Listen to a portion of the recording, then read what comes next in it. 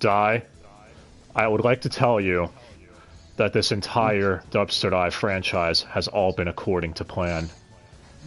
Ever since its inception, I knew everything. I knew Gilgamesh was going to be the worst anime I'd ever seen in my life.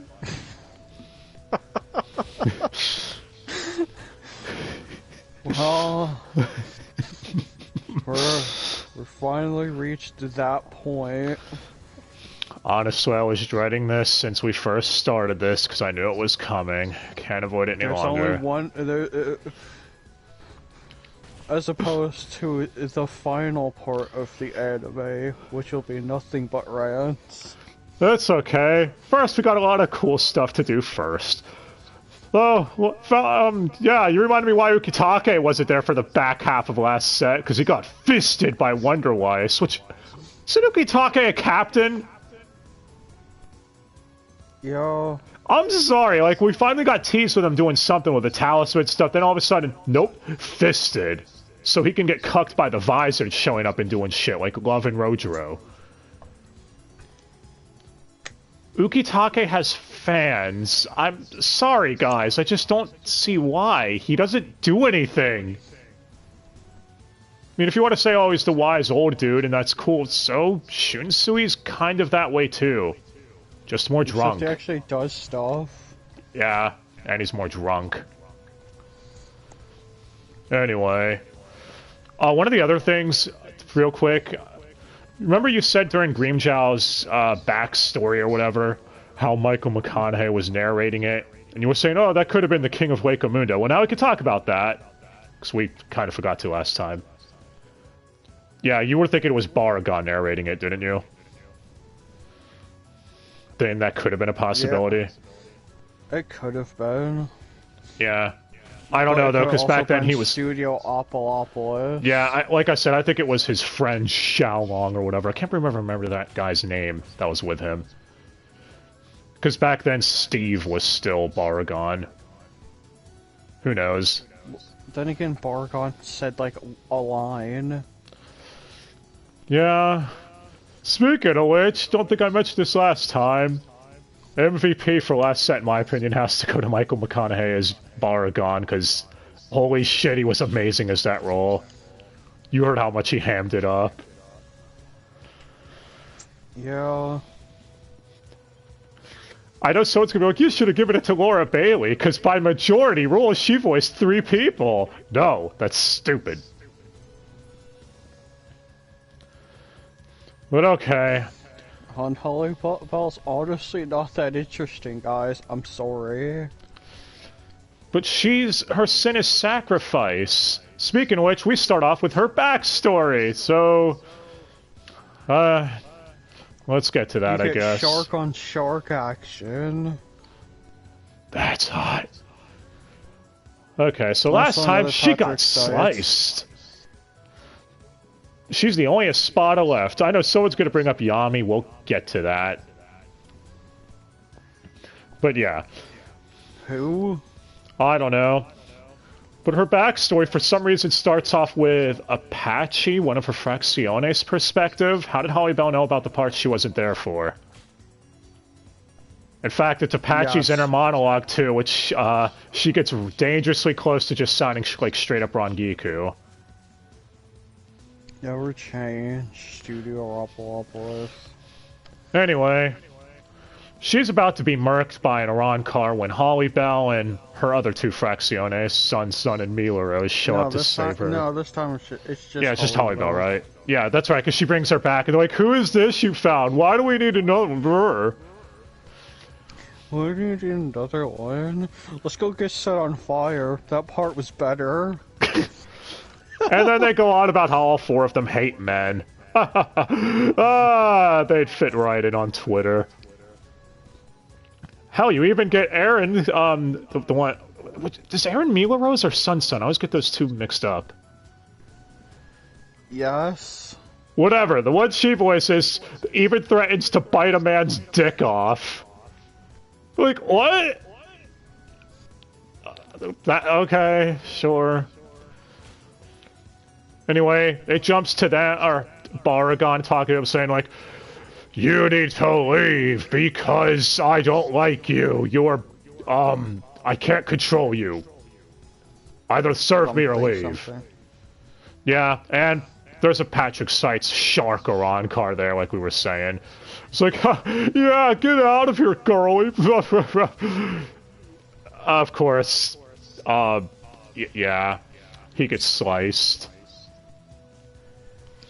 He doesn't take too, kindly to that. Which is why he gets shark on shark action in a bit when he tries tracking down Holly Bell later. Holly Bell also explains why she doesn't like eating people during this, because she doesn't like gaining power through the means of sacrificing the lives of others. Did you guys know she's the death of sacrifice? That's what she represents. It's real subtle. Anyway, so she's about to get murked by the Patrick Seitz shark, who does he... dude, it's implied he kills her 3 Frazione here. Oh, he Like, didn't kill them. Oh, just gravely injured them? Because she was talking like, your sacrifices won't be in vain, acting like they died. And even, She's just trying to sound edgy. Okay. Because, yeah, the Patrick Seitz thing became an Iran car, because this is after Aizen had shown up. And then Aizen shows up and saves her before Patrick Seitz Shark can get all sharky with her. Yeah. And Aizen basically says, you'll never have to sacrifice anyone ever again if you come with me. Also adding to it, making it sound like the 3 of them died. Which, I mean, we know they didn't. It's just a poor choice of dialogue. Anyway, that's the end of her flashback, as she obviously agrees to follow him and everything. And... yeah, she tries charging at Aizen, and it goes about as well as you'd expect. She gets stabbed! Through the shoulder. And... From behind. I'm sure it's just a flesh wound. And then it gets dragged down, and...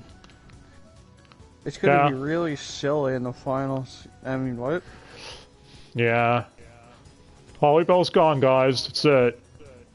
Mm-hmm. But we've got more important things, like Marshiro versus Wonderwise. Turns out he's not dead. And Kensei's here too. I guess he wants to do something now. And he's trying to warn her, stop wasting your mask energy. And she's like, oh, don't worry, I could last for 15 hours. And then she immediately loses it right afterwards. And can't fight at all anymore because fatigued. That's when Kensei steps in to fight Wonderwise using his Bankai, proving that all of these Vizards, or at least most of them, do have Bankais. They just chose not to use them until now. Sure. But then you don't see that. You only see the fight pre-Bankai. Actually, what the fuck does his Bankai even do? Didn't you say it's knives or something? We don't even really see what it does, so yeah. He doesn't have a sword. Even his Zanpakuto is the size, and is pretty much a combat knife. Well, we cut away from that, and by the way, this fight happens off screen. We're not joking either. Pero, just like Yami. Piero, with all the shit you guys like adding filler to, extend this stuff. Come on. Even if Kensei loses or something, I don't know, show that. Spoiler alert. Well, it happens in this set. It's not really that much spoiler. Anyway. Just like Yami. So... whoever that is. First, now we cut to Shinji and Hiyori facing down Aizen. And Hiyori going, the reason I hate you isn't because you betrayed us. It's because you forced me to attack my friends. So now I'm going to attack you. And she gets Ichimaru'd. Keep interrupting. Stop. Wait, what? Yeah, and he just goes, too bad, you'll be leaving us. And Shinji's like, no. Hiyori, you idiot. You should have stayed calm instead of being so hot-headed. And then he you shouldn't have been yourself. You should have been a different character entirely. I mean, it seems kind of stupid when we just cut from, again, Holly Bell's backstory, who's Laura Bailey, to Mashua versus Wonderwise, who's Laura Bailey, to Hiyori, who's Laura Bailey. Even back on Adult Swim / Toonami, I thought this part was fucking stupid with the dubbing. Anyway. Man, I wonder if the final season's gonna be this bad. Oh, I hope so, because that'd be so dumb. Okay. Coming someday. So, Shinji thinks to himself, it's like, if only Orihime was here, she could heal Hiyori's wounds. Ichigo, where are you? Which, of course, means segue time. And, yeah, we pick up where, Yami, he basically makes short work of Chad and Renji. And he goes to pick up Rukia and nearly crush her. But that's when Rukia does her Hado 33 Sokatsui, which we haven't seen a billion times by now. It's the only Hado. So when she does, at least. No, she's done Shakaho a couple times to Fireball thing, I guess. And it's like, oh, that was like a bee sting. It made me lose my grip. And he tries to throw her to the ground, and that's when Ichigo arrives. Took Rukia and threw her on the ground. Took Rukia and throw her on the ground! That song is great. Anyway. So, here's a question. Are we counting fingers and legs towards the arm counter? Oh, that'll be for people to decide, I guess. I mean, with how big his fingers are, they're like mini anyways. Well, the Ichigo holifies, and Rukia comments how the markings on his mask look different. And Ichigo says, like, for some reason my mask feels a lot heavier. What the hell's this about? But he's able to... because you died or something. He's able to do an attack on Yami, and Yami's like, what? That actually hurt! You're a Spada 0, and Ichigo's full holification attack did nothing to Ukiura. I'm starting to think there's some power scaling issues with these Espada. Well, 0 is nothing. As we'll get to later. Again. Yeah. Ichigo finds out he can't holify anymore after that, and doesn't understand why, and that's when Yami grabs him and is about to give him the crush. And that's when Byakuya shows up, and I think there's a scene you talk about where he gets his fingers cut off. Well, no, he gets a leg cut off. One of his, yes, many. It's higher than, it's at least 20. Well, He's like... and Kenpachi's here too. By the way, fun fact, if you want to see the Yami fight with David Lodge still voicing Kenpachi, well, Bleach Soul Resurrection. For those that are interested, I guess. Because in that game, that was before the voice actor changes. But I hope you all are ready for Kenpachi versus a kaiju! Oh, and Mayuri's here too. And... watching like a cock. He explains to Ichigo how he could get back to Earthrealm. By telling him he knows how the Garganta works now. It works. Saying that he could easily get back to Earth, or the world of the living. And he's just like, what? But I gotta fight this guy! Come on, he's strong! And Byakuya and Kenpachi are like, bitch, we don't need you. Have you seen this guy? He's an amateur. And Unohana's here too, and she says she'll go with Ichigo. By the way, am I the only one who keeps wanting to call her Anohana because of this stupid anime? Yes. Anyway, Wally Sane, who may or may not be a best girl, wants to stay behind. Or is that to stay behind with Mayuri? According to Unohana, it's to make sure that Mayuri doesn't do anything crazy with the Gargant to like trap them in there to troll the shit out of them. I mean, he even says he's thinking of doing so he could experiment on them later. He also calls Ichigo a filthy half-soul reaper or something, which strange choice of words, man. It's gonna be so hilarious later. But yeah, so Ichigo sets off back to the world of the living, and Kenpachi and Byakuya, and I guess Mayuri too, get ready to face off with Yami. Which is why we cut away to a one-off filler, and this one-off filler is amazing. Anyone like the Arabian Aladdin shit? Where everyone's names are completely different. So Ichigo is Chigo, Orihime is Orime, Uryu is Uryo. Hey, I guess Pesce was right when he called Uryu that all those episodes ago. Foreshadowing question And mark. Chad is Chido? Anyway.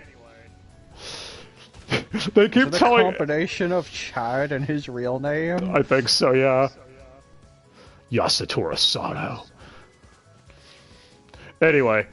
So they inform Ichigo, because Ichigo's like, what the hell kind of weird-ass dream is this? I want to wake up. You can't wake up, Ichigo. Or Chigo. We're on a quest to get the magical snow crystal. It's really dumb. Yes. Ichigo's dream. Yeah, so... they break it to... It's like a fucking castle thing, isn't it, for the snow crystal?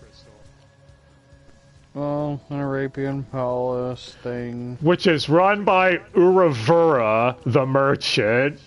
But y'all can't guess who that is. No. Yeah, so they run from Urahara Uravura. And they also have a genie lamp with them. So they gotta find a way to escape, and that's when Ichigo starts rubbing the lamp, and the genie Ruki pops out. God, this is so stupid. Why? Do you want to go back to the Mod Souls? No, this is stupid in the fun way. But the Mod Souls are fun. If you want. Well, Cone is. Cone's the only one. Cone is fun. I guess Nova's not. I'm not referring to Cone. Anyway, so Orihime, or Orime wishes for a cake, because Ichigo's all like, I don't believe you're an actual genie. So she gets goated. Yep. And then, not a cake, a slice of cake. Yeah, and Ichigo's even saying, it's like, what? You just wasted that wish? Fine. Well, that wish was nothing. How about making a powerful wish? Like, how you could, let's wish to it, get out of this place, so Uravura can't get us. What does she even teleport them? Because we were complaining about how cramped it was, and Ichigo was even saying that it looked like an outhouse or something, or some shit. Probably was. Anyway. Before they can make their third and last wish, though, Ruki is gone, and that's when they rub the lamp again, and Renjin appears. They didn't even try with that one. And Renjin explains it's taboo for a genie to grant wishes to someone from this world. She has been taken back to the Lamp Society to be executed. You know... It's so dumb. So they have to go to the Lamp Society to save her, and they're on a flying carpet. And Yoruichi's here too, and her name's left alone, because I honestly don't know why. But Yoruichi gives explanation on what Ichigo will have to do to save Rukia. He'll have to go through the 13-court lamp squads. God, why? Why? And hey, it builds up into Ichigo versus Byakuya again, only in the dumbest way you could think. Go on. What, do you want to see all the fights from here again, except I'm dressed in Arabian clothes? No. But Ichigo couldn't stop laughing at Byakuya. Because it's just fucking stupid. But yeah. So Ichigo saves Rukia. She wants to reward him with one last wish. Or, sorry, Ruki. And this whole time, Ichigo wanted to wish to wake up, but Urio, Chido, and Orime were chastising. Like, that's selfish of you. I thought you were our friend, Chigo. So Ichigo wishes for the snow crystal to give to them, saying he'll wake up from the dream eventually. And what was even the lesson to be learned here?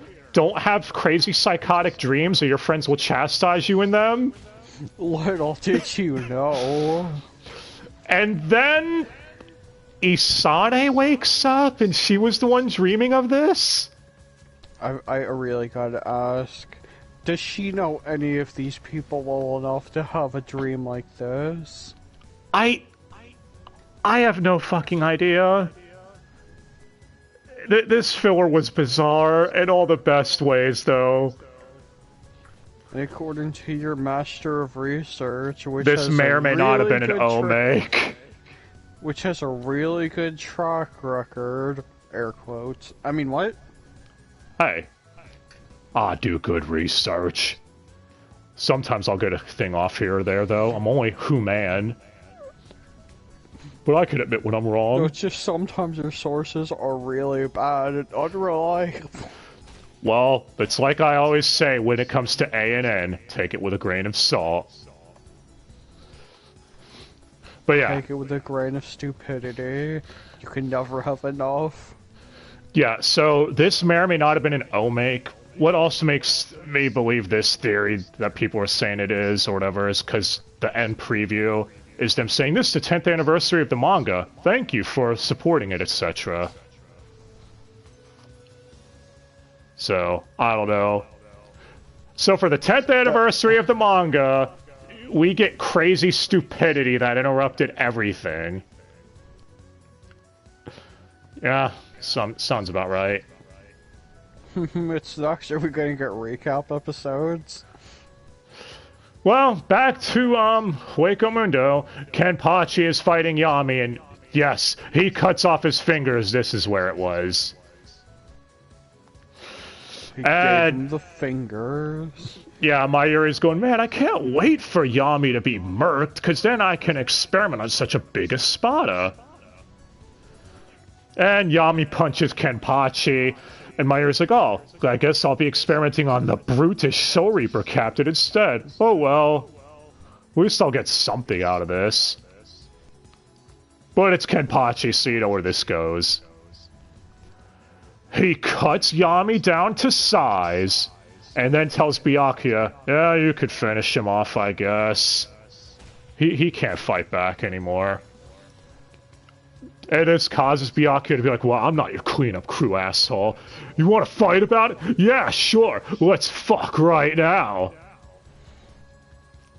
And right when they're about to, Yami sits up.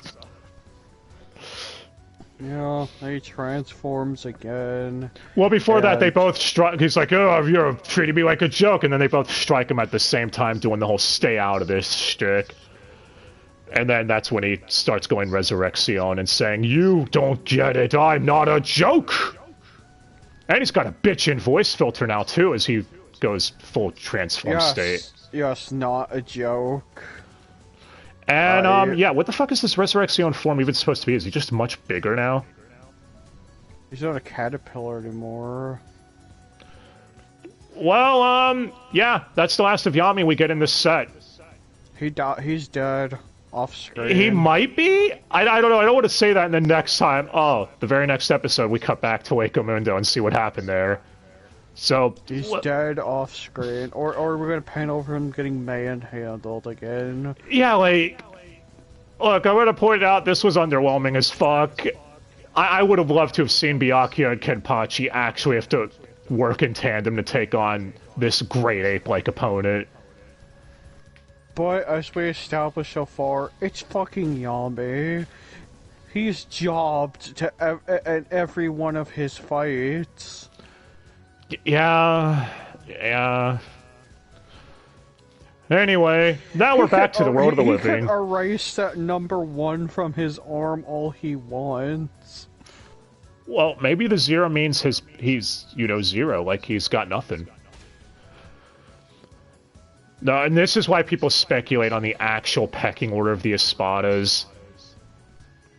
Some people think that Yami's just number 0 in terms of physical strength, like if he were to punch something. And I guess that could work. Maybe. If Kenpachi didn't treat his punches, even his punches, like some kind of joke. Well, Kenpachi even said when he first cut him, I was like, man, he was actually really tough. When he first thought he was dead, so I don't fucking know. I'd say maybe it's resurrection. After it shows him getting up from the Dubros, from the first punch, he said, hit me with a real punch like next time. That one was kind of soft. Yeah, so I don't know. Maybe his Resurrection form would have been stronger, but we don't get to fucking see that. I mean, you could say it's Kenpachi all you want. But we saw Kenpachi do it versus Nuetra. Nuetra nearly killed him. Kenpachi was even like, damn, I could actually die here. This is the best fight I've ever had. Yeah, so it's safe to say that Yami is just a joke. Maybe this was Kubo trying to parody all that, like, I'm the strongest while and make fun of power scaling. Because power scaling in shonens is notoriously fucked. I erased my number, now my number is nothing. But yeah. Enough ranting about Yamis and Zeros, though. We got the next fight to get to, which is Shuhei and Kumamura versus Tosen or Token, whatever the fuck you want to call him. Oh. So, yeah, last time we said how they got Michael Lindsay, or reused his clips for the Urahara flashbacks. Well, this time they decided to redub the flashbacks of Tosen's that we've seen before with the new voice actor, with Brian Palermo. Why? Because... Why would you do this to us? It's okay, we're gonna get other scenes redubbed too.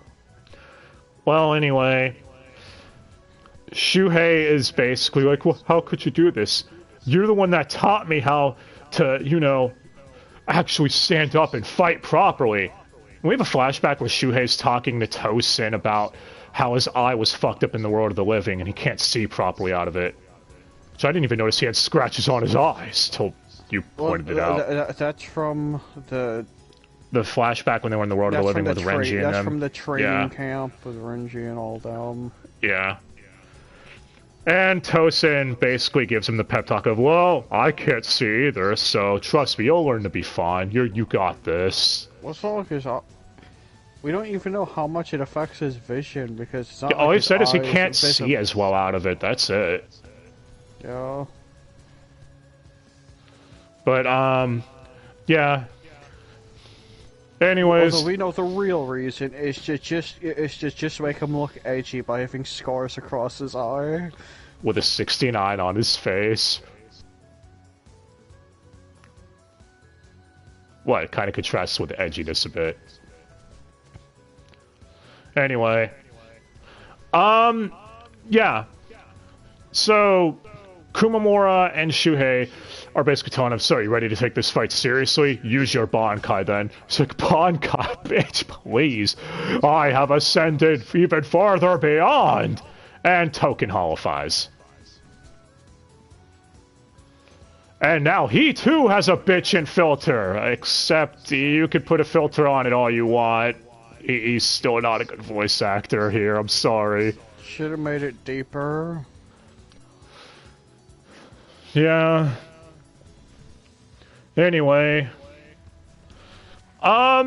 Figured I'd like to point out here, they did redub the flashbacks also for Kumamura and Token. Kind of funny both of them lost their original voice actors from when they first showed up and had to dub this scene. But... one of these things is better than the other. Yeah. Yeah. I doubt most people, myself included, even noticed that Kumamura changed voice actors. But he's Enrico. No one's gonna get the Hellsing reference, man. No one watches Hellsing. But, yeah, we also, by the way, get Kumamura Shikai here, so we can finally see what the hell it does. It's just a projection of his actual thing, except only part of it. Yeah, so it literally is a stand. And Well, you find out damage it takes also affects Kumamura. So it literally... What? I don't think you can damage... No, we've seen that in JoJo, right? Yeah, because I was gonna say, we've seen that in JoJo, where if you hurt the stand, it hurts the user. Yeah.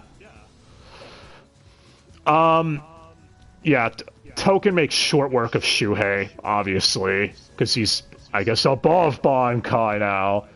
And he keeps saying, it's like, you think I'm like an Espada? Don't compare me to them. I've surpassed the Espada long ago. Or something like that. Oh, cool okay. Story. Anyway, we get a flashback with him, where we finally get to see his friend that he was going on about that passed away. And she's voiced by Megan Hollingshead again. But I think we already had this backflash. Yeah, except it's heavily extended. We find out what actually happened to her now. Apparently she was... told yeah. what happened to her. She was trying to stand for justice in the Soul Society. What do you want? But, she got murked by her husband, because her husband was kind of an asshole. And that's when Token reveals to Kumamura in the present, I wanted power for revenge! Vengeance on the Soul Society and the Seirete! Because if I have all the power in the world... If I have all the power in the world, then I can impose my own justice! Which... yeah... Kumamura, explains how, when he first met Tosen all those years ago, that he's like, when you told me that your friend loved the world, and you specifically, or you didn't specify that you did, I knew you had hate for this world too, which means you weren't a saint. And I knew then that I could be your friend, because I also hate the world. Ruff. Which makes... We get enough of that during the next filler. Anyway, Kumamura is obviously in Bankai at this state, while Token is making quick work of him. I know some of you are going to say, why do you keep alternating? Because in the flashbacks, it's Tosen. But now that he's lost his voice, you guys get the idea. And both. Yeah. But anyways... He wanted the voices to swap back and forth really badly because he's an asshole. Yeah, but also because, dude, during the flashbacks where you see Kumamura and Tosen have like actual like heart-to-heart and get to know each other, it's like these would have been so much better moments, more powerful moments that worked, but fucking Tosen's new voice actor. It's like listening to a veteran actor play off of someone who's never acted before, which probably would happen, actually. Yeah. Gotta love Studiopolis and their non-budget. Yeah, there's even a moment during Tosen's backstory where, you know... he's crying out, "What's with the justice of the Soul Society?" And his voice cracks so badly, it made it hilarious. People meme people fill the dark soul with light meme. Like, they meme the shit out of that line or whatever. One of those is a better actor. The other is Token. God, like... Anyway... Token then explains to Kumamura, he's like, you think this is all of my power? You fool. You're barely keeping up with me now, but let me show you my resurrection! And he turns into a Goro thing? He has 4 arms, doesn't he? Like a fly. I think I don't know. I think the mask is supposed to be like a fucking owl or something. Well, it makes sense, because now he can see! And he calls Kumamura ugly, saying, "You're an ugly son of a bitch." And, again, damn it, fucking, what? You guys couldn't keep the old voice actor or someone that sounds close enough to him for another 10 episodes? Really? No. Just, like, how do I lay this scene out here? This is honestly one of the things I think Bleach should have focused on more, was this subplot. Because you have two best friends that are coming to blows, that both believed in justice. With one being ostracized for his appearance, but the other one looking past that because he was blind, so he could never see what he actually looked like. So, again, this could have worked. Now Kumamura is trying to save Tosen because Kumamura's like, I learned to see the beyond what people's physical appearances are because you were blind and you were able to do it. But fucking voice acting, man. Anyway, Kumamura and Token obviously have a scuffling. Well, it was kind of a fun fight. It ultimately builds up, though, to where Kumamura can't kill Token. Because, well, he knows him too well. And that's his friend. And that's when Shuhei shows up and does the whole Kaze Shini Reap thing. It opens up inside of his skull, though. Yeah. And... yeah, you all know where this is going. Shuhei says, funny. The old you would have been able to see this attack coming, but you were relying too much on your vision. Because, yeah... Token was acting the whole time. It's like, I could actually see shit now. I don't need to feel around anymore. I think you guys get the irony there. He has vision but couldn't see shit. Is the irony too subtle for you? Anyway. Subtle. So Kumamura and Shuhei are next to him as he's, I guess, bleeding out. They're like, save your strength. Your holification's still letting you breathe, but that's it.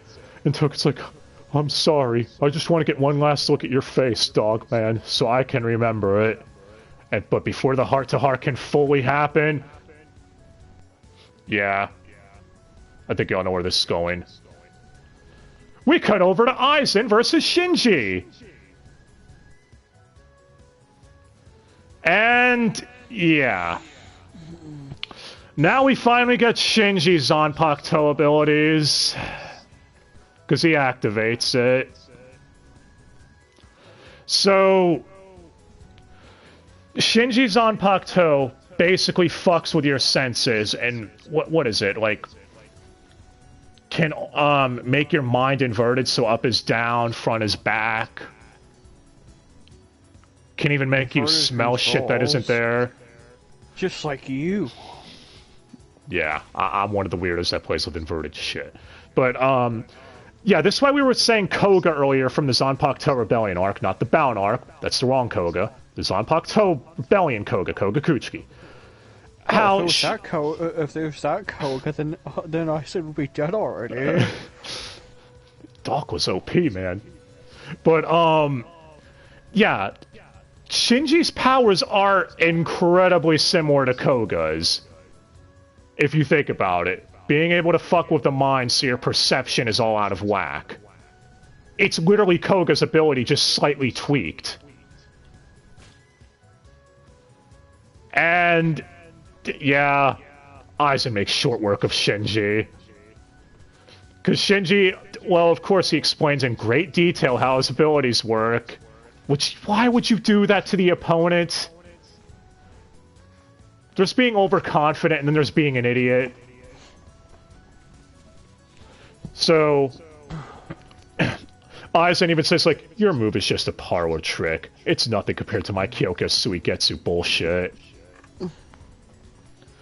So Shinji's out, and then we cut back to, Token and Kumamura and Shuhei.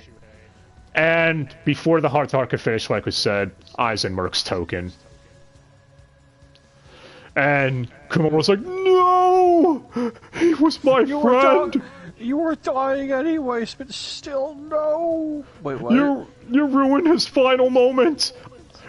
You guys know I'm a dog! Whose pet do you think I was? Tosen was my master! Woof. Wait. But before Kumamura can charge in and most likely get himself killed... Oh, Ichigo arrives. Speaking of which, we got to explain, when Ichigo was in the Garganta, I forgot to bring this up.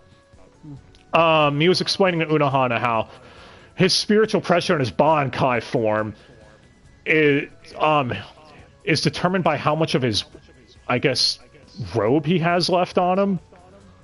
And since he only had one sleeve left, or whatever, spiritual pressure wasn't fully maxed. So Unohana basically healed him as much as she could on their way back while they were running. But that means close our power. No, just clothes you get during your Bankai. You're like Renji. Oh, his robe changes too? No, he gets that monkey cape or whatever. Monkeys. Anyway, Ichigo does a full power Getsuga Tensho, not in his holification state.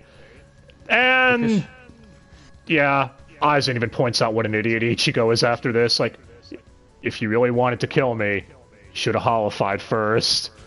And I'm betting you're thinking, you're regretting that now.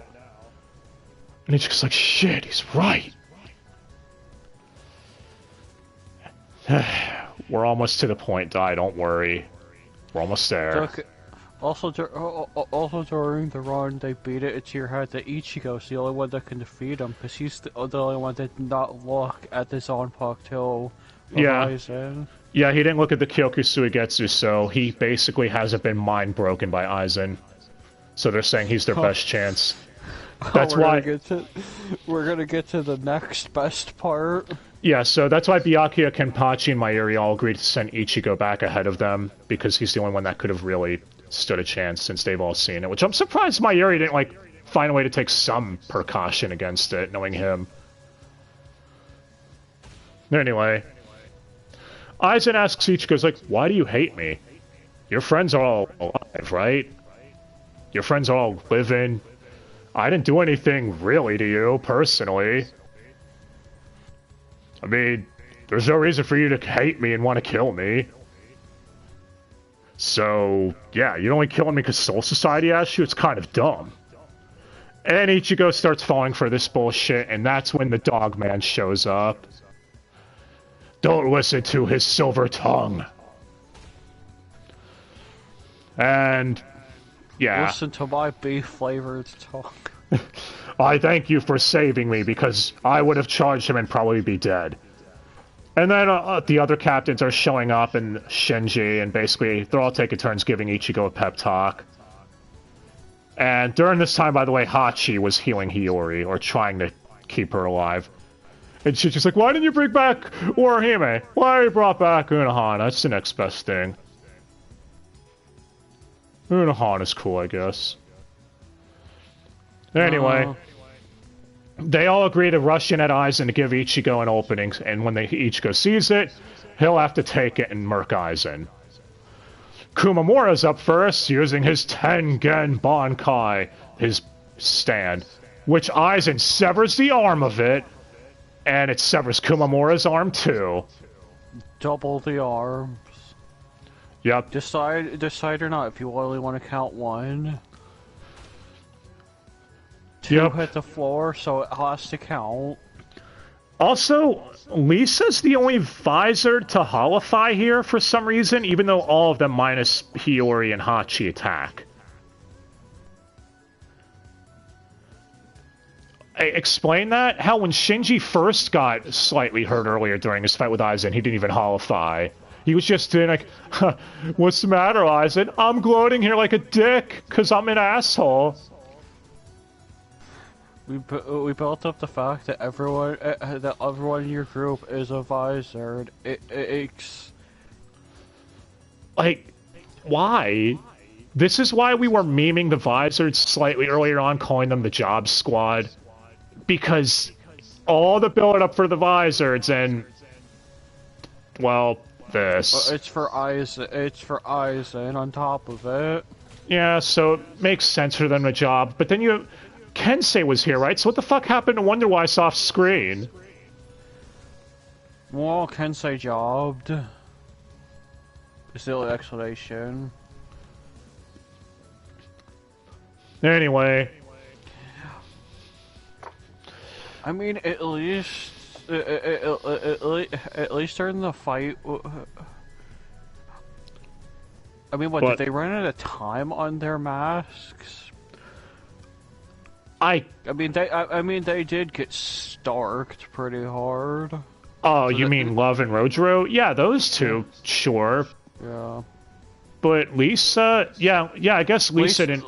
Lisa used it. Hiyori did not. Well, yeah, but Holly Bell got cut short, so maybe Lisa still had time left. Mashiro, we already saw, was out of time. So maybe that's the full reason. Shinji never fucking Yeah, Shinji never fucking used it. There's no excuse for him. I guess they all technically use it at the beginning to defeat the Menos. I don't know. I'm still gonna call them useless at this point for right now. Anyway. Yeah, so... Shunsui ends up attacking Aizen, or surprise attacking him, saying like, huh, you act like you were hiding your ship, but your shadow created a reflection on the ground or whatever. And Aizen acts all surprised, like, you bastard! And then everyone starts stabbing Aizen. And, yeah, we cut over to the lieutenants, Tetsuzaimon, aka Useless One, and Izuru, because they're still trying to treat the wounds of Rangiku and Momo. And like, hey guys, we won, we did it, yay! And that's when Ichigo starts shouting, you idiots, what are you doing? And it's revealed they were stabbing Momo the whole time. Why Ichigo took that long to say something, I don't fucking know. That is something that bothered me even back when I first saw this. I guess Ichigo was in total shock, surprise face.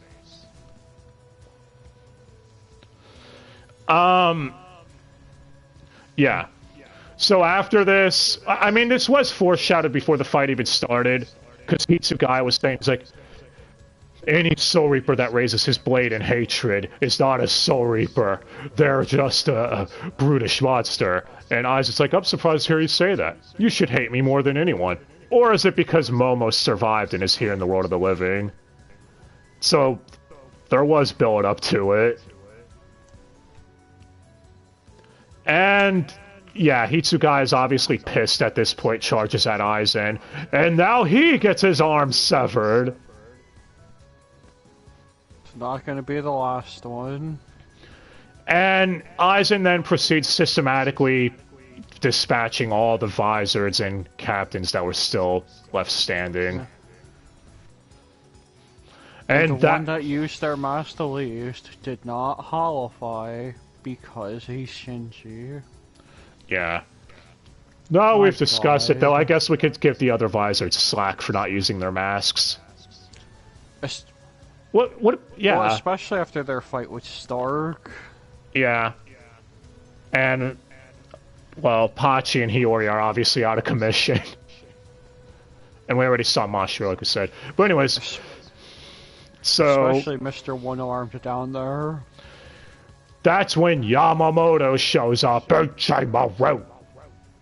the way, Gein's just been standing there in the background, watching like a cuck this whole time. Yeah. Guess he really didn't like Hiyori. Who could blame him? So Aizen stabs Yamamoto. Yamamoto grabs his arm, and then the flames sprout up, and he's like, "We will go up in flames together!" And that's when Wonder Wise shows up. And he eats the flames of Ryujin Jaka. And seals up the Zanpakuto so Yamamoto can no longer use it. And that's when Aizen explains, yes, He gained this ability by giving up all intelligence, reasoning, and speech just for this. He willingly did it. Press X to down on that one. Anyway. So now Yamamoto is forced to take on Wonderwise without his Zanpakuto, and Wonderwise has a release form. Hit it, die. Yes. What, does it have a bunch of arms or some shit? No, those come out of his... he has big shoulders and thighs, but he has, like, stick figure-like arms and legs. It looks really silly. Yeah, and Yamamoto so severs 3 of his arms. Not severs, he ripes them off. Same thing. What do you... Yeah, and...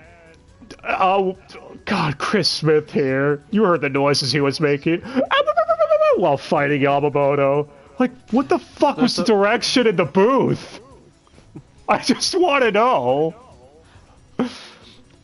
If I ever met him, I would ask him to do that from Wonderwise. Well, that's what that was his JoJo. That's what Wonderwise is punching like. Yeah. Or. Except instead of Ordo. Well, Wonderwise just makes noises. Yeah. Well, Yamamoto's able to use Keto and other techniques to murk Wonderwise. For realsies this time, Wonderwise is gone. Except he has one last attack. Yep. Aizen explains like, well, where did all those up the ball? Where did those flames go that were already here? You know, the ones that were used this whole time. Yeah. What's going to happen when that blast ignites that from all the stored up flames? So Yamamoto has to cover up the bomb that was Wonderwise's corpse. No, just his head. The corpse of his head.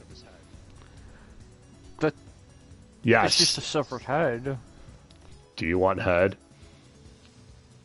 No, what the fuck is wrong with you? Anyway. Alright, you're you. Explains everything. So Aizen then collapsed as Yamamoto get hit by the entire bomb blast or whatever. And Yamamoto's obviously out of it. And Aizen's like, huh, if that blast had gone off, it would have killed everyone here, including me. Thank you for saving my life, Mr. Head Captain. And before he can cut down Yamamoto, Yamamoto grabs him in a last-ditch effort, and that's when Ichigo strikes with a full-powered attack. And... oh no, we're finally here. He grabs someone, uses his... he uses a forbidden keto. Yeah, that's sacrifice his life force or something. Well, I guess for the explanation given, it is only working because all the parts of his body that are burnt from the bomb. Yeah. Did he lose an arm during this? No. Damn. Could have added it. I mean, his arms were burnt. We didn't see the aftermath of the keto, so you never know. Anyway. So yeah, he does that. Ichigo rushes in for a last-ditch effort. Obviously, this doesn't work. And even Aizen's like, man, that was fucking close. He then reveals this to Ichigo. Recap episodes. So he tells Ichigo has matured splendidly, that he was definitely a good test subject. Ichigo, confused, asks, What are you talking about? Talking to him normally while still wearing his holification mask, which we just got done explaining. These things have a time limit, Ichigo. Aizen, though, reveals he planned everything. Every one of Ichigo's battles.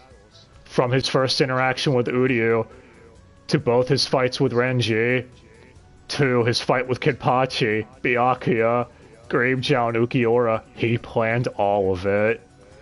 Oh, so he planned to kill him? Being as how Twice. Ukiura nearly killed Ichigo twice. Not... Like, the second time, he definitely killed him. The first time is up for debate. No, he was dead. The first time? Yes. Well, yeah, so I don't fucking know. So, Ichigo, of course, is thrown aback by this. We'll get to the rant in a second on how fucking stupid this is. But first, You had they a lot going, Ark. You just had to ruin it. So, the It's just recap so episodes dumb. keep switching between 4:3 aspect ratio and 16:9, going from standard definition to HD repeatedly. And no, just because it's at 4:3 doesn't make it standard def, but you can tell it's in standard def. They were too lazy to redraw this shit. At least the scene with Rukia and Ichigo where they first met was redrawn and fade to black. Couldn't they have recycled it from that movie? No. They also redub all of it because they decided not to be lazy. Yeah, so Udahara this time is dug air holes, and unfortunately that means the Ichigo Kenpachi fight is now Patrick Seitz. You can't say unfortunately when we got Token over there. Speaking of which, they pepper in new scenes showing Aizen, Gin, and Token planning in the background, and yeah. Which reminds me, I was gonna say maybe it was Token's holification that let him see in the monitor room, and that's why he's there. Like he has to go fly owl Goro form every time he gets in there. But no, because he says, I could see for the first time ever when he first does it. So they literally just put the blind man in the monitor room because they're assholes. Yeah, and we established that once you go Resurrection, you cannot go back. Yeah. We established that very early on. Yeah, so I don't know. So, the stupid Aizen planning everything. There is so much wrong here, I don't even know where to begin. Is it the fact that he says he's planned everything from the moment Ichigo was born? I'd even accept that, because he's like, I found out it was a half-human, half-Soul Reaper being. Like, more or less he was saying that. So it's like, okay, that, you know, that works. Like, he heard about that, and it's like, I'm gonna study him, you know, watch him grow. Oh, and then, you know, maybe you could say, huh, his fight with Byakuya, he has hollow powers too. Interesting. And then go from there, like maybe he was just studying him, but no, he flat out states he orchestrated everything. That it was because of him Ichigo mastered Bankai, it was because of him Ichigo became a Vizard, it was because of... It's fucking stupid, it makes no sense. It's because of him that Rukia was stationed there. Yeah. It's because of him that Rukia got the bad geek.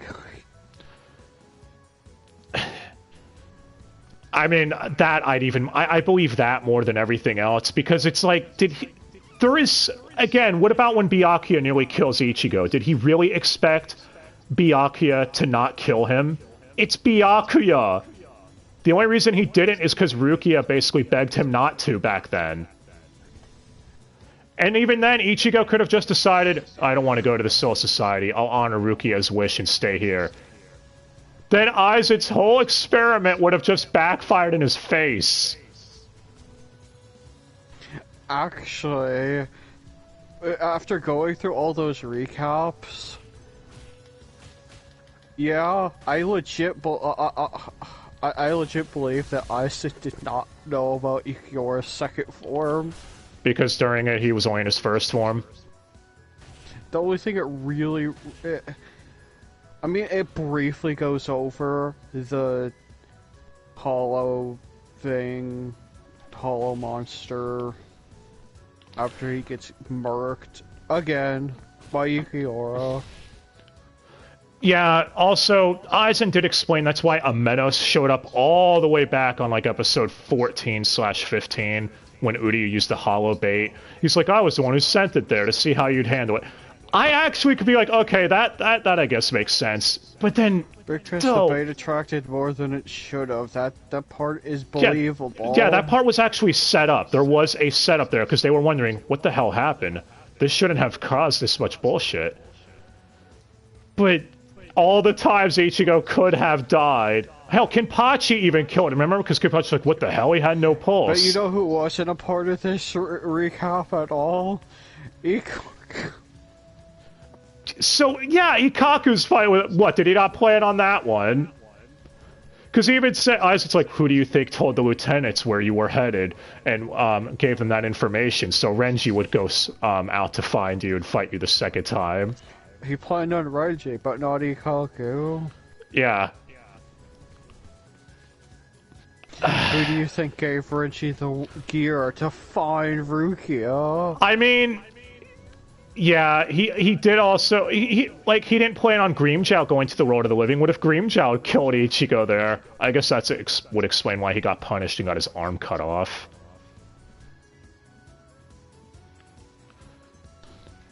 Whatever. But he only got punished by Tosen. Okay, we're going on too much. He changed his name. The point is, this is fucking stupid.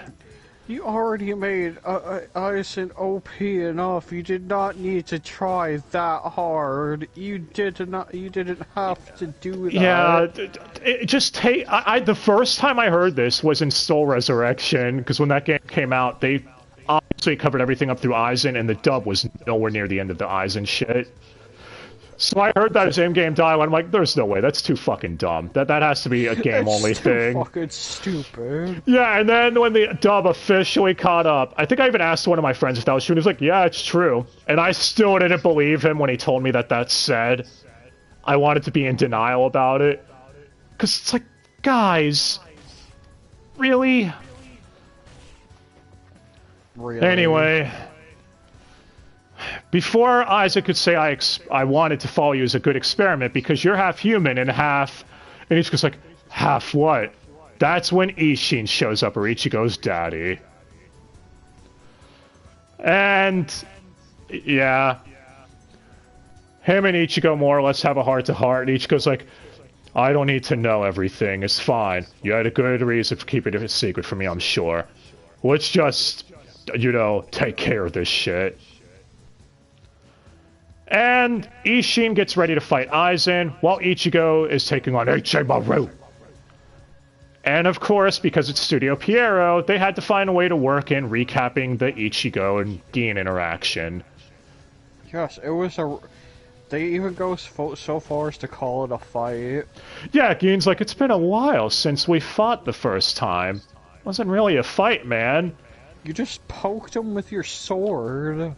Also, unless I'm mistaken, Jirambo, the giant gatekeeper thing, was redubbed here as JB Blanc, which he already was in the Bound arc, so whatever. But just proving they're redubs... The point I'm getting at is they redub some recaps, but not all. It's inconsistent as fuck. That's all I'm saying. You act like it was noticeable that Uehara changed. Yeah, and Kenpachi. Anyway... Gin goes Bankai, and he goes on about how long his sword is. Woof. Whoa. How it's in a Chikai form, the length of 100 swords, but it's 13 kilometers in the Bankai form. He must be compensating for something very microscopic.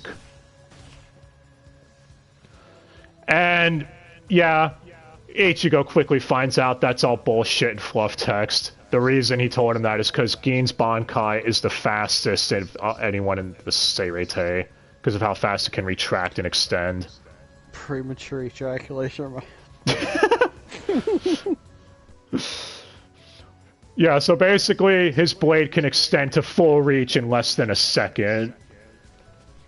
Meaning Ichigo's actually struggling against him. Also, because Ichigo's still only in his Bankai state. I don't know why he's not holofying against Gin here, but whatever.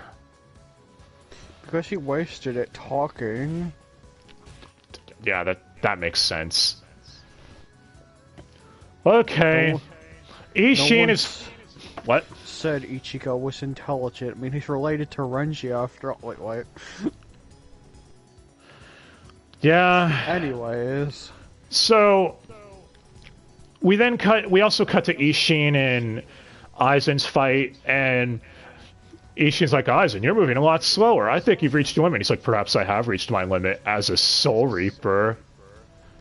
He then reveals the Hyogyoku has finally recognized him and noticed him senpai. And it's here when he reveals the Hyogyoku has a will of its own, and because it was within Rukia, it also can influence the desires of one to help them get close to their goals. So Rukia wanted to get closer to someone, so it basically urged her towards Ichigo. And because Orihime and Chad wanted to help their friend, because they had no powers of their own, the Hyogyoku was near, so it helped manifest their powers much more prematurely or some shit. Yes, it did that.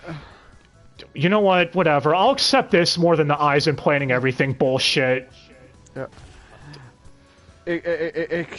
Gee, I hope it's not. This isn't retconned, or this would be awkward. Well, I guess he did say it awakened them prematurely, so maybe they would have manifested themselves much later on if it wasn't for the Hyogyoku. That could have been what he meant. But he says it's not omnipotent. It won't achieve your goals for you. It'll only put you on the right path towards your goal. The rest is up to you. And how it won't affect any normal human that has no spiritual pressure. So this actually has a more believable explanation than Aizen's bullshit of planning everything. And this is all back to back. Yeah. Anyway, Aizen's like, now that Expo dumps. now that it's accepted me as its master, I will become greater than a king. I will become a turkey. Yes, he really says that. Don't fact check it. And that's when Urahara arrives. And that's the end of the Aizen shit for now, because next, the last episode we get for this set, which is glorious, by the way, is celebrating the upcoming... What? I also believe it's an omake. It's celebrating the upcoming release of the 4th Bleach movie, Hellverse. Huh, wonder if that's going to be the movie we cover next time. Nah, that'd be silly. So because of that, the Seireiteis and Soul Society are holding a film festival to raise money for all the damages of the Seireitei, because they've had to use money to repair shit. This is actually believable. Seriously, how often does this place get fucked with? So speaking of dog jokes... Okay, so... Kumamura is in a dog movie where he's the star, having to save the human race because it's post-apocalyptic. And Ichigo gets dragged into this and is also dressed like a dog. Well, he just has a dog headpiece on. That's who saw him once dressed entirely in a furry suit. Yeah. Unohana is there too. I think she's the director for the film. And Kenpachi shows up and it's like, Ichigo, you're here, huh? Well then, we're gonna have a fuck. And Ikaku and Yumichika explain that Kenpachi is filming an action flick where he's going from town to town beating the shit out of everyone. But it's in real life, so it's actually more believable. And will be better than all those other action flicks. So it's just filming a day in the life of Kenpachi. Yeah. Hey, this is the first time we got Vic in this whole set. First time we got him since I think the Zanpakuto arc. When he was like 20 people. Well, that's what happens when you job like an idiot. What? Did you forget? Oh. Well, don't worry. Ikaku's fine. He'll be back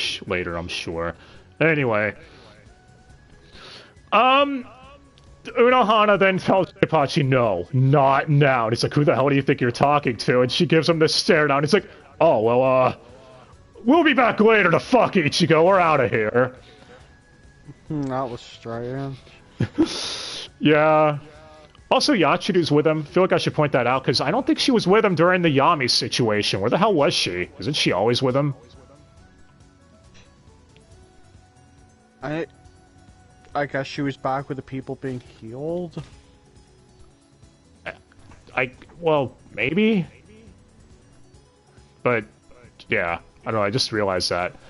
Anyway, Ichigo then runs into Shunsui, Ukitake, and Nanao. Because we went from Kate Higgins to Kate Higgins! Yay! And they're doing a docu-film? Following Ukitake around by his third... Yeah, with his his two-thirds third seats. seats are just filming back in the distance. Man, they must learn how to be a cock from Gigi. Anyway, so Ichigo then stumbles into, this is the greatest part, Renji's film. Renji, Rukia, Orihime, Uryu, Chad, and Byakuya. This actually has a full large film crew. How come the others only had 3 or 4 people? Anyway, the movie he's making... the air quotes director. Yeah, the movie he's making is called Intergalactic Maid Cop versus the Evil Space Invaders Part 1. That is the greatest title for a movie I think I've ever heard. Oh, and Rangiku's here playing the evil alien queen. Rukia is obviously the maid cop, because, you know, fetish bait. Byakuya is the special effects guy. Using his Hado and Senbo and Sakura to create explosions and other shit.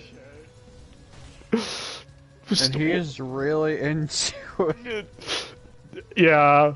Uryu's the costume designer, because of course, and Ichigo's like, that explains why the alien and maid have stupid capes. It really does. And, Orihime and Chad are apparently brainwashed citizens from the alien queen, and Ichigo's friends with them, so he's struggling to fight them. That's the script of the movie, Renji tells him, and Ichigo's like, why do I have to be in this shitty movie? And... because everyone wants him to be part of their movie for...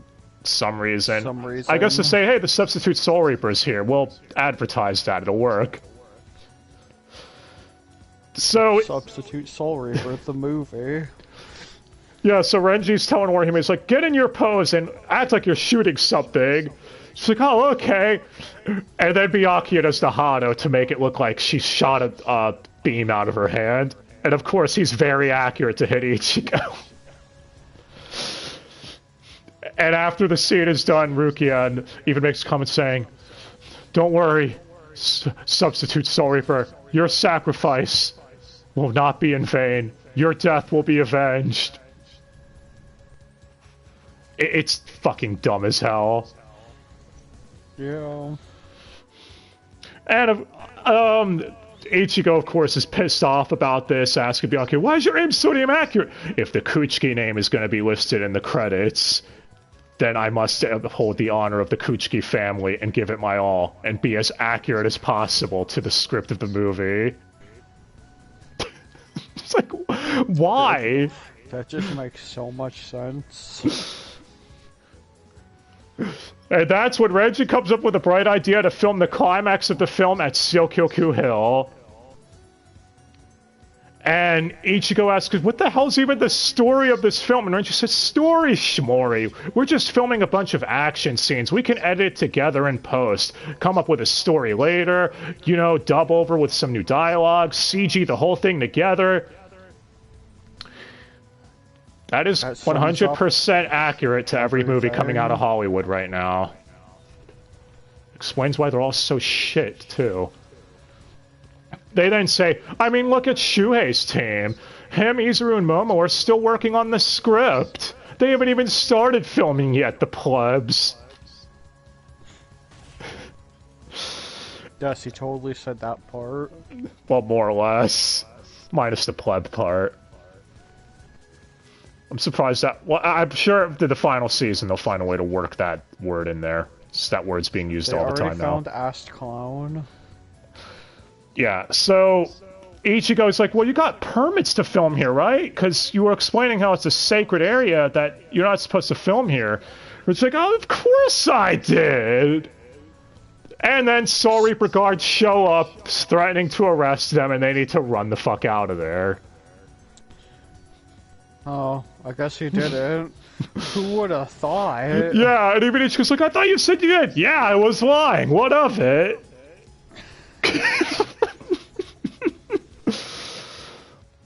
And, yeah, weren't they running through the sewers to try avoiding them? Yes. And you know what you should do in the sewers? Use your Bankai. Byakuya does too. I think Byakuya just murdered all those innocent Soul Reaper guards. No, he didn't hit them. He hit a hole in the ceiling, causing a cave-in to come in. Oh, I guess that works too. In. Okay. Why did he use Bankai for that? He could have done a Hado or whatever. Anyway. Yes. Yeah, so Byakuya used that as Bankai to overkill the situation. And it cuts to the movie theater with Rukia narrating how Ichigo's sacrifice would never be in vain. And then she goes on about how there was no destruction of any sacred property of the Soul Society in the making of this film. Everything there depicted was fiction. Nice save. And also, I think you left out the part that Ichigo's only involved in the film because we're going back to the previous Omake, I guess. Yeah, where Goading. Yeah, because Rukia makes a comment saying, even if you think that acting is terrible, you need to get up, stand up straight, and give it your all, Ichigo, or you a pussy.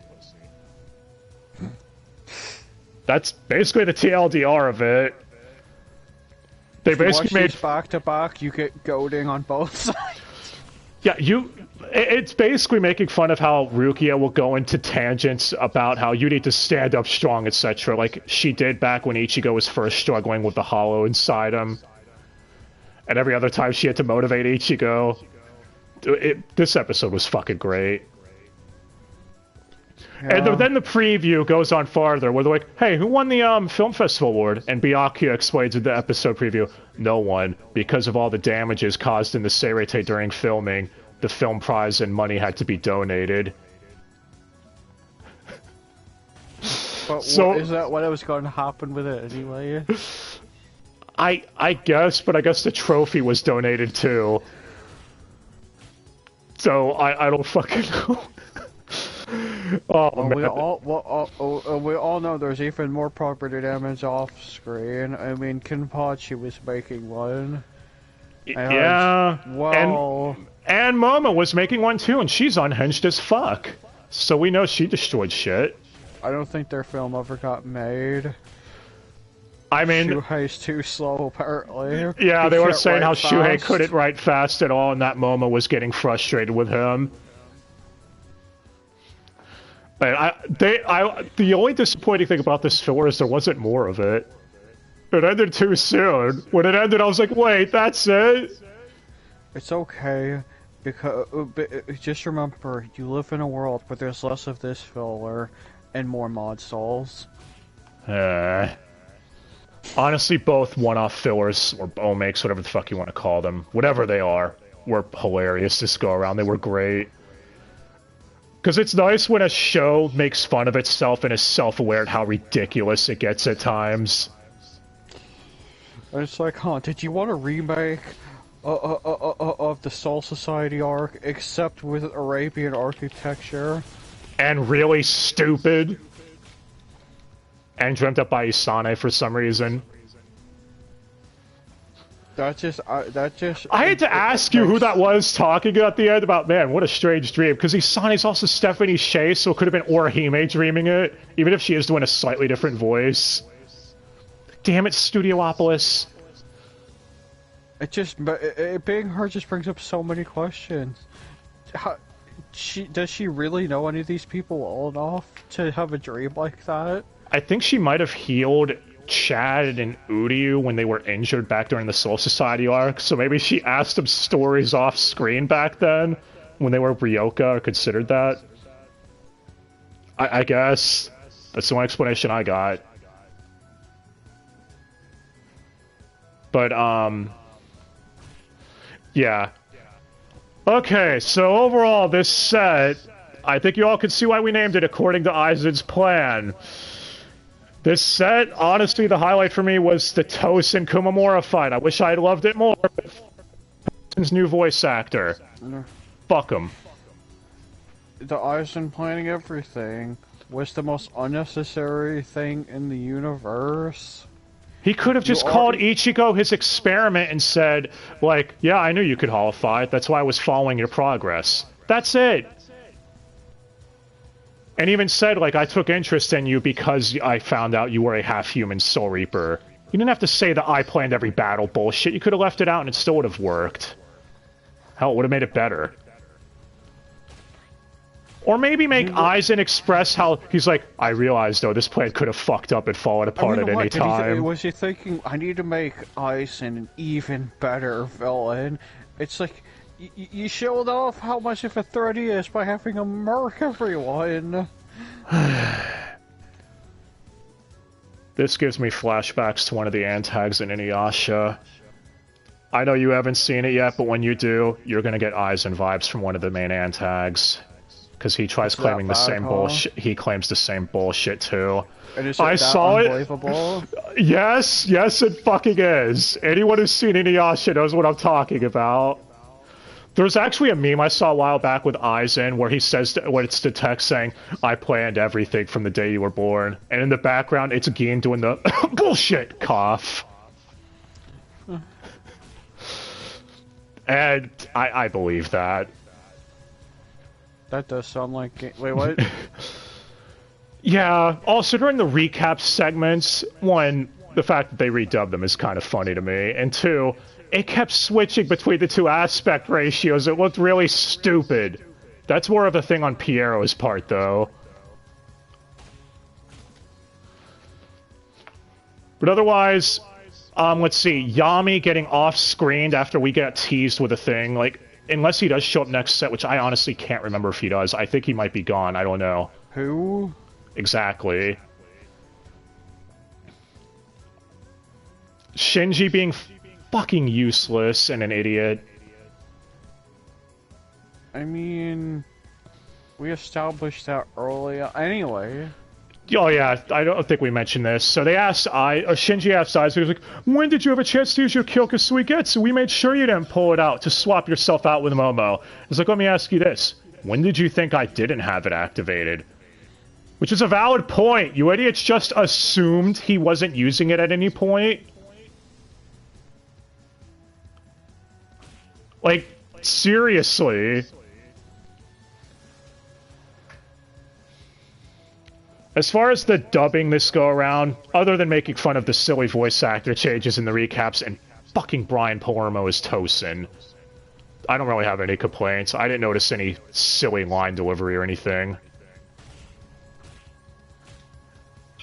Except for maybe them going on about Hollybell losing her Frazione as sacrifices during her own flashback where we know they didn't die. Yep. Anyway, next time we gotta do something a little different, because Bleach Movie Hellverse has a prologue episode, episode 299. So we're going to include that during it too. 299 is on Hulu, and then Hellverse is on Netflix. Yay. You gotta own everything to watch anything. That's how that works. And if anyone's wondering how Hellverse is gonna be, I'm pretty sure it'll be fun. We'll be good. That's oh no. Dyson's plan. Oh no. Next time I gotta say that thing's name again.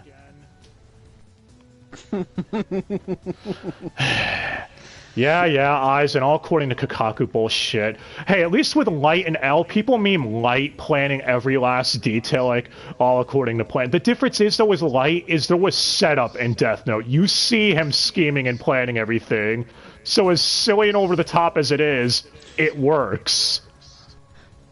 And it's not an action. It's not a fucking action shonen. Yeah. So that's the only. So a battle of wits is the best. Is the only thing they can really do on a show like that. Yeah. Or material like that, whatever you want to call it. And again, with Light, it works for him because the whole show was driven around how he was way more intelligent than the average person. So seeing him scheme and everything works. With Aizen, though, it's like, yeah, I planned everything. Now we're going to try showing me plan everything, except it doesn't really work as well. Because in this situation, yeah.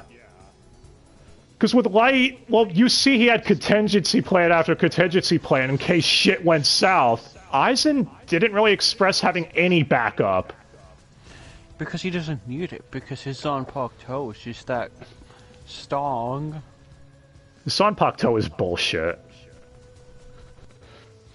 Anyway, we've ranted long enough on this. So yeah, next time, Hellverse Prologue on 299 and the Hellverse movie. This is going to be the last of the Bleach rants.